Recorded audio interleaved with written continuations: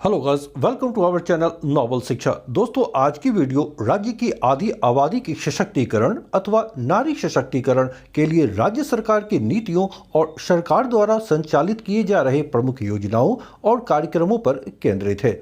आज की video PT के साथ साथ मेंस के लिए भी बेहद महत्वपूर्ण है, इसलिए संपूर्ण वीडियो को आप ध्यान से देखें और मेंस एग्जाम के लिए नोट्स भी तैयार करते चले। ये आपके लिए बेहद उपयोगी साबित होंगे। तो चलिए शुरू करते हैं।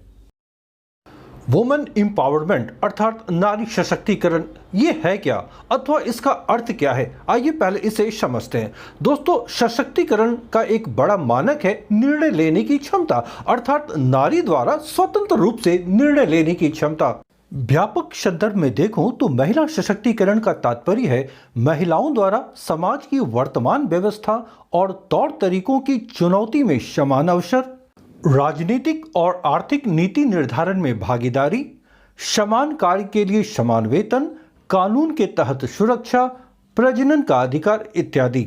दूसरी ओर दोस्तों, विकास कार्यक्रमों में जब तक महिलाएं समान रूप से लाभान्वित नहीं होती तब तक व्यापक विकास हासिल नहीं किया जा सकता। अतः भारत में 8वीं योजना, जिसकी अवधि 1992 से 1997 के बीच थी, इस दौरान पहली बार महिलाओं के सशक्तिकरण को मान्यता दी गई और इसे रणनीति के तौर पर, एक स्ट्रेटजी के तौर पर स्वीकार किया गया। महिला सशक्तिकरण के लिए 9वीं योजना, जिसकी अवधि 1997 से 2002 के बीच थी, में महिला घटक योजना की अवधारणा आरंभ की गई। ध्यान रहे, महिला घटक योजना की अवधारणा आरंभ की गई 9वीं योजना में। इसके द्वारा चिन्हित मंत्रालयों के लिए जरूरी हो गया कि वे महिलाओं के कार्यक्रमों के लिए धनराशि के प्रवाह की जानकारी दें, अर्थात कुछ विशेष मंत्रालयों के लिए आवश्यक हो गया कि वे महिलाओं के कार्यक्रमों के लिए जितनी धनराशि का आवंटन कर रहे हैं उसकी वे अवश्य जानकारी दें। 12वीं पंचवर्षीय योजना, जिसकी अवधि 2012 से 2017 के बीच थी, इस अवधि में आर्थिक, सामाजिक और सांस्कृतिक, इकोनॉमिक, सोशल एंड कल्चरल सशक्तिकरण के जरिए योजना निर्माण की प्रक्रिया में लैंगिक समानता पर बल दिया गया, अर्थात स्त्री पुरुष के बीच कोई भेदभाव ना हो, इस पर बल दिया गया। अब चूंकि लैंगिक समानता और महिला सशक्तिकरण एक महत्वपूर्ण एजेंडा है किसी भी सरकार के लिए, इसलिए राज्य सरकार अर्थात बिहार की सरकार द्वारा 2013-14 से ही जेंडर बजट प्रकाशित की जा रही है। ध्यान रहे, कब से? 2013-14 से बिहार में सरकार के द्वारा जेंडर बजट का प्रकाशन किया जा रहा है। 2015 में महिला विकास निगम WDC अर्थात वुमेन डेवलपमेंट कॉर्पोरेशन के एक कोषांग, यानी इसी का एक सेल है लैंगिक संसाधन केंद्र, जेंडर रिसोर्स सेंटर, इसके द्वारा ही जेंडर बजट का निर्माण किया जा रहा है, क्योंकि जेंडर बजट निर्माण के लिए इसे ही नोडल अभिकरण बनाया गया है बिहार में। दोस्तों, अब आइए ये देखते हैं कि राज्य सरकार के द्वारा महिलाओं से संबंधित कार्यक्रमों अथवा योजनाओं पर कितनी राशि व्यय की जा रही है। आर्थिक सर्वेक्षण जो 2021-22 के आए हैं, उनमें जो आंकड़े दिए गए हैं, इसके अनुसार 2020-21 के दौरान कुल राज्य बजट में महिलाओं पर व्यय का हिस्सा 16% था। जी हाँ, 16% था। वहीं सकल राज्य घरेलू उत्पाद जो GSDP है, इसके प्रतिशत में 2020-21 के दौरान महिलाओं के लिए कुल पड़ी व्यय 3.7% था। दोस्तों, सबसे पहले ये जानते हैं कि जेंडर बजट का मुख्य उद्देश्य क्या है जो राज्य सरकार के द्वारा जारी की जा रही है। राज्य सरकार के सभी विभागों को लैंगिक लिहाज से अधिक जागरूक बनने और लैंगिक परिप्रेक्ष्य में अपने बजट की जांच करना है। इसका तात्पर्य यह है कि सभी विभाग अपने बजट को इस प्रकार तैयार करें कि कोई लैंगिक भेदभाव अर्थात स्त्री पुरुष के बीच कोई भेदभाव ना हो। इससे धीरे धीरे महिलाओं के लिए विशेष रूप से बने कार्यक्रमों के लिए बजट की प्राथमिकता और लैंगिक चिंताओं के प्रति सार्वजनिक व्यय को अधिक अनुक्रियाशील बनाने में मदद मिलेगी। ये राज्य सरकार की अवधारणा है।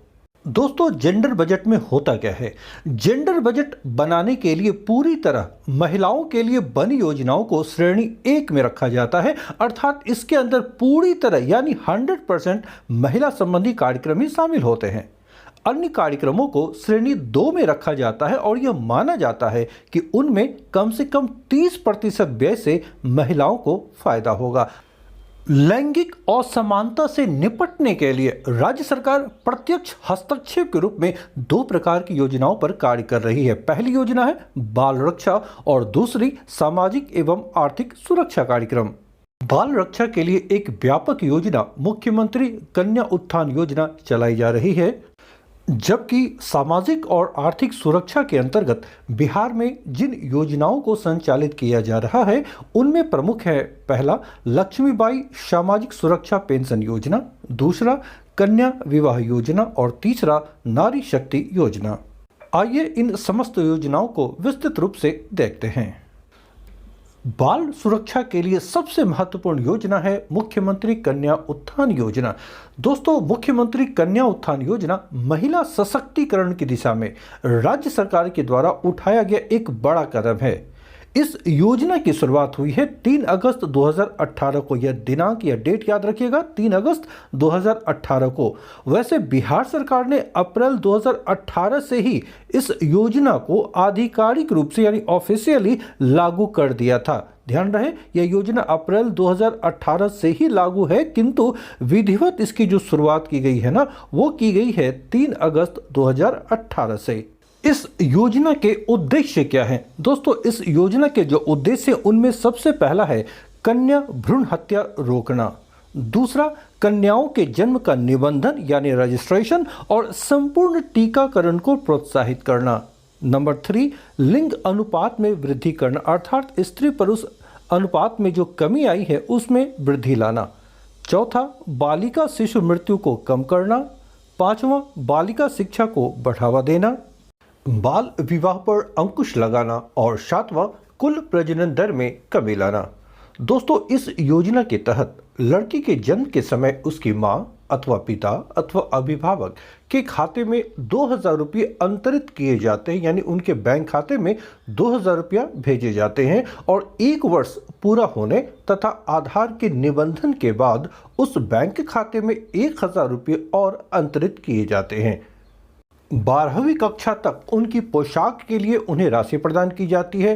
12वीं अथवा इंटरमीडिएट पास होने पर ध्यान रहे अब उन्हें 25,000 रुपये प्रदान की जाती है, जबकि स्नातक अथवा ग्रेजुएशन पास होने पर उन्हें 50,000 रुपये दी जाती है। पहले यह राशि थी इंटर पास होने पर 10,000 रुपये और ग्रेजुएशन होने पर 25,000 रुपये। इस योजना का लाभ किन्हें मिल सकता है? तो ध्यान रहे, इस योजना के लिए वही कन्या पात्र होंगी, यानी वही लड़की पात्र होगी जो बिहार की मूल निवासी है, निर्धन परिवार से है और जिसके घर का कोई सदस्य सरकारी नौकरी में नहीं है। और ये भी ध्यान रहे कि इस योजना का लाभ एक परिवार की 2 बेटियां ही उठा सकती हैं। सामाजिक क्षेत्र की एक प्रमुख योजना है लक्ष्मीबाई सामाजिक सुरक्षा पेंशन योजना।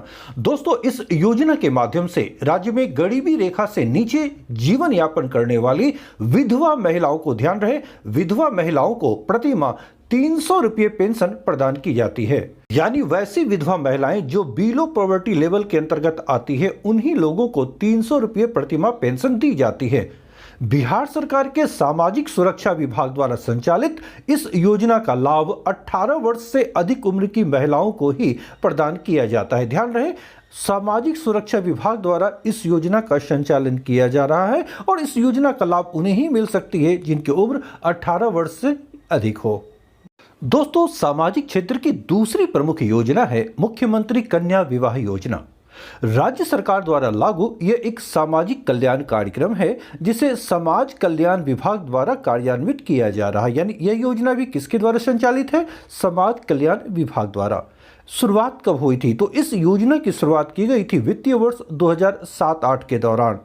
इस योजना का उद्देश्य क्या है? दोस्तों, इस योजना का उद्देश्य है गरीब परिवार की कन्या को विवाह के समय आर्थिक सहायता प्रदान करना, साथ ही विवाह का पंजीकरण यानी रजिस्ट्रेशन करने हेतु उन्हें प्रोत्साहित करना, दहेज प्रथा पर अंकुश लगाना, बाल विवाह एवं घरेलू हिंसा को रोकना, ये सभी उद्देश्य इस योजना के अंतर्गत शामिल हैं।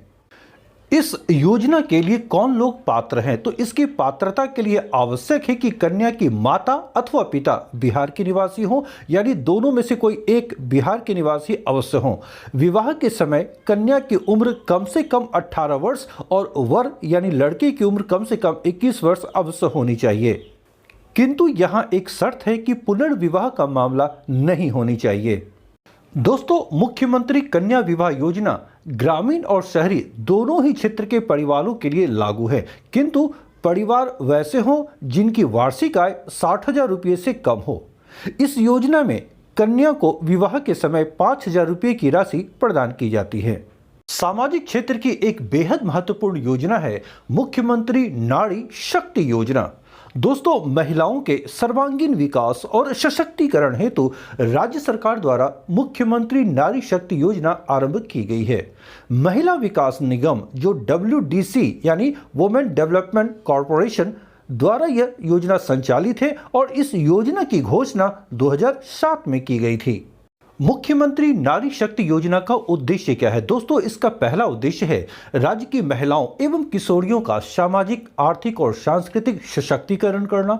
दूसरा, राज्य में महिला संसाधन केंद्र की स्थापना एवं संचालन करना।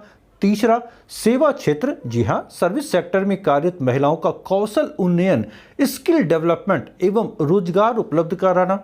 और चौथा, अध्ययन एवं विकास को प्रोत्साहित करना। महिलाओं के सामाजिक सशक्तिकरण के लिए जो सबसे प्रमुख कार्य किए जा रहे हैं उनमें पहला है महिला हेल्पलाइन। दोस्तों, इस योजना के अंतर्गत एक महिला हेल्पलाइन की व्यवस्था की गई है जिसका नंबर है 181। इस नंबर पर कॉल कर वहां से मदद ली जा सकती है। उद्देश्य क्या है कि हिंसा और अत्याचार से पीड़ित महिलाओं को निःशुल्क कानूनी सेवा उपलब्ध कराना। दूसरा, प्राथमिकी दर्ज करने में सहयोग प्रदान करना। तीसरा, आवश्यक अथवा आपातकालीन परिस्थितियों में अल्पकालीन आवासीय व्यवस्था उपलब्ध कराना। और चौथा, व्यावसायिक प्रशिक्षण द्वारा दीर्घकालीन पुनर्वास की व्यवस्था की सुविधा प्रदान करना। दोस्तों, मुख्यमंत्री नारी शक्ति योजना के अंतर्गत महिला हेल्पलाइन की व्यवस्था राज्य के सभी 38 जिलों में की गई है। दोस्तों, सामाजिक सशक्तिकरण की दिशा में दूसरा प्रमुख कार्य है महिला अल्पावास गृह की स्थापना। सामाजिक और आर्थिक रूप से उत्पीड़ित महिलाओं के पुनर्वास के लिए ध्यान रहे 2 अधिनियम, महिला घरेलू हिंसा संरक्षण अधिनियम 2005 और अवैध मानव व्यापार निषेध अधिनियम 1986, इन दोनों के तहत बिहार के सभी जिलों में अल्पावास गृहों की योजना बनाई गई है। दोस्तों, राज्य के सभी 38 जिलों में अल्पावास गृहों का निर्माण किया जाना है, किंतु 38 में से 12 अभी चालू हैं। जी हाँ, 12 अभी संचालित हैं। और ये ध्यान रहे कि अल्पावास गृहों का संचालन किसके द्वारा किया जा रहा है, तो यह महिला विकास निगम WDC के द्वारा संचालित है। प्रत्येक अल्पावास में 25 महिलाओं के लिए सुविधाएं मौजूद हैं, अर्थात प्रत्येक अल्पावास में 25 बेड की सुविधा उपलब्ध है। सामाजिक सशक्तिकरण के लिए तीसरा प्रमुख कार्य जो किए गए हैं वो है कामकाजी महिलाओं के लिए छात्रावास की स्थापना।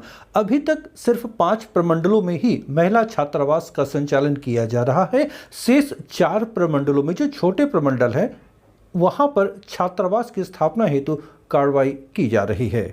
सामाजिक सुरक्षा के लिए चौथी प्रमुख योजना रक्षा गृह की स्थापना है। दोस्तों, अनैतिक मानव विपणन निषेध अधिनियम एवं घरेलू हिंसा अधिनियम 2005 के तहत उत्पीड़ित महिलाएं जो घरेलू हिंसा के शिकार है वैसी महिलाएं एवं किशोरियों को पुनर्वासित करने के उद्देश्य से पटना जिले में रक्षा गृह स्थापित की गई है। जी हाँ, ये अभी वर्तमान में पटना जिले में ही मौजूद हैं। रक्षा गृह में रहने वाली महिलाओं अथवा किशोरियों को व्यावसायिक प्रशिक्षण भी दी जाती है और उन्हें आत्मनिर्भर भी बनाया जाता है। 5वां प्रमुख कार्यक्रम है सामाजिक जागरूकता। दोस्तों, राज्य के सभी जिलों में नुक्कड़ नाटक और सेमिनार के माध्यमों से राज्य के सभी प्रखंडों में महिला मुद्दों पर जागरूकता कार्यक्रम चलाए जा रहे हैं। इसके अलावा अखबारों में विज्ञापन, रेडियो आदि के द्वारा जागरूकता अभियान भी चलाया जा रहा है।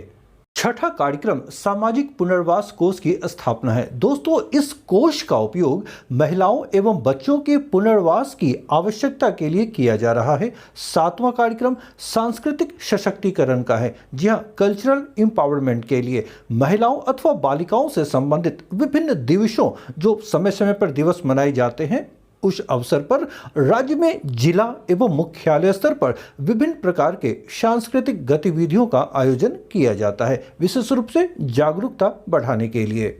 दोस्तों, आइए अब देखते हैं महिलाओं के आर्थिक सशक्तिकरण से संबंधित प्रमुख कार्यक्रम और योजनाएं क्या हैं। सर्वाधिक महत्वपूर्ण वैकल्पिक बैंकिंग की सुविधा वो है बैंक हमारे गांव। जी हां, हाल के वर्षों में ग्राहक सेवा प्रदाता बैंकिंग के सफल विकल्प के रूप में ये उभरे हैं। इन्हीं में से एक है बैंक हमारे गांव। इसके अंतर्गत बैंकिंग संवाददाता, जो बैंक सखियां भी कहलाती हैं, वे ग्रामीण महिलाओं, विशेषकर सुदूर ग्रामीण क्षेत्र की महिलाओं को आसान बैंकिंग सेवाएं पाने में मदद करती हैं। ये एक बहुत ही महत्वपूर्ण पहल है महिलाओं के आर्थिक सशक्तिकरण के लिए।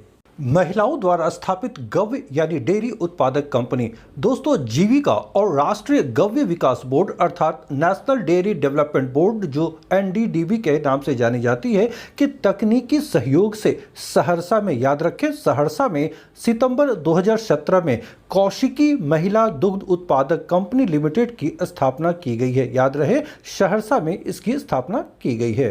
दोस्तों, इस कंपनी में सितंबर 2021 तक 668 गांवों के कुल 31,444 सदस्य नामांकित थे और प्रतिदिन औसतन 31.4 हजार लीटर दूध की खरीद की जा रही थी। आर्थिक सशक्तिकरण की दिशा में एक महत्वपूर्ण पहल है सशक्त महिला सक्षम महिला। जी हां, राज्य सरकार के 7 निश्चय कार्यक्रम 2, जी हां, ये दूसरा जो 7 निश्चय कार्यक्रम आरंभ हुआ है, इसके अंतर्गत इसका जो मुख्य लक्ष्य है वो 3 योजनाओं के द्वारा महिलाओं का सशक्तिकरण करना है। ये जो 3 योजनाएं, उनमें पहली है महिला उद्यमिता के लिए विशेष योजना, दूसरा उच्च शिक्षा के लिए लड़कियों को प्रोत्साहन, और तीसरा आरक्षण के अनुसार क्षेत्रीय प्रशासन में महिलाओं की भागीदारी। दोस्तों, पहली योजना जो है महिला उद्यमिता के लिए विशेष योजना, इसके अंतर्गत महिलाओं के लिए तैयार योजना पर राज्य सरकार द्वारा परियोजना व्यय के 50%, जी हां, उसका आधा वहन किए जाने का प्रावधान किया गया है। साथ ही महिला उद्यमियों को अधिकतम 5 लाख रुपए तक का अनुदान और अधिकतम 5 लाख रुपए तक ब्याज मुक्त ऋण भी प्रदान किए जाएंगे। यह महिला सशक्तिकरण के लिए एक महत्वपूर्ण कदम है। दूसरी प्रमुख जो योजना है वो उच्च शिक्षा के लिए लड़कियों को प्रोत्साहन योजना। दोस्तों, इसके तहत अविवाहित लड़की जिनकी विवाह नहीं हुई है, वैसी लड़कियां जो इंटरमीडिएट उत्तीर्ण होती हैं, उन्हें अब 25,000 रुपये और स्नातक उत्तीर्ण होने पर 50,000 रुपये दिए जा रहे हैं। ये एक प्रोत्साहन राशि है लड़कियों के लिए। दोस्तों, इस योजना के अंतर्गत तीसरा जो प्रमुख कार्य है वो ये है कि आरक्षण के अनुसार क्षेत्रीय प्रशासन में महिलाओं की भागीदारी। क्षेत्रीय प्रशासन, जो लोकल एडमिनिस्ट्रेशन है, वहां पर पुलिस, प्रखंड, अनुमंडल और जिला स्तरीय कार्यालयों में महिला की भागीदारी आरक्षण योजना के अनुसार बढ़ाने की योजना है। आरक्षित रोजगार महिलाओं का अधिकार। दोस्तों, इसके अंतर्गत महिलाओं के सशक्तिकरण के लिए राज्य सरकार ने सभी सरकारी सेवाओं, जितने भी गवर्नमेंट जॉब हैं, उनमें नियुक्ति में महिलाओं को 35%, जी हां, 35% आरक्षण दिया है। साथ ही पंचायती राज संस्थाओं और नगर निकायों में महिलाओं को 50% आरक्षण दिया गया है। ये महिलाओं के आर्थिक सशक्तिकरण हेतु बेहद महत्वपूर्ण कदम हैं। दोस्तों, 2021-22 के आर्थिक सर्वेक्षण के अनुसार, जो इकोनॉमिक सर्वे में दिए गए हैं, इसके अनुसार अब तक विभिन्न विभागों के 30,225 अधिसूचित पदों में से जो सरकारी पद हैं, उनमें 4,149 पर महिलाओं की नियुक्ति की गई है। आरक्षी विभाग में, जी हां, पुलिस विभाग में 18,573 अधिसूचित पदों में से 4,562 पर महिलाएं नियुक्त की गई हैं। महिला विकास निगम WDC, वुमेन डेवलपमेंट कॉर्पोरेशन, दोस्तों ये एक बेहद महत्वपूर्ण है कि राज्य में महिलाओं की आर्थिक और सामाजिक स्थिति में सुधार के लिए अनेक कार्य किए जा रहे हैं। उनमें WDC की महत्वपूर्ण भूमिका है। 2020-21 में कुल बजट आवंटन जो 3.25 करोड़ रुपए का था, किंतु इसमें जो खर्च की गई थी राशि वो 3.71 करोड़ की थी, यानी जो आवंटन था उससे भी अधिक राशि खर्च की गई। अर्थात महिला सशक्तिकरण की दिशा में WDC द्वारा महत्वपूर्ण भूमिका अदा की जा रही है। दोस्तों, यह हमेशा ध्यान रखें, सामान्य तैयारी से आपको सफलता नहीं मिल सकती, क्वालिटी प्रिपरेशन से ही आपको सफलता मिल सकती है। इसलिए कभी शॉर्टकट अपनाने की ना सोचें, गहराई से पढ़ें, पीटी स्वतः निकलेगी। ऑलवेज आप मेंस की तैयारी करें। दोस्तों, यह चैनल नॉवल शिक्षा एवं करंट अफेयर्स से संबंधित हमारा दूसरा चैनल नॉवल करंट, यह दोनों आपकी पूर्ण सफलता के लिए समर्पित है। इसलिए आप इसे लाइक करें, दोस्तों के बीच शेयर अवश्य करें। साथ ही अगर आप नए हैं तो चैनल को सब्सक्राइब अवश्य कर लें। साथ ही साथ बेल आइकन को भी प्रेस करें ताकि सभी नोटिफिकेशन हमारे वीडियो के आपको सबसे पहले मिल सके। मिलता हूँ नेक्स्ट सेशन में शीघ्र ही। Till then bye.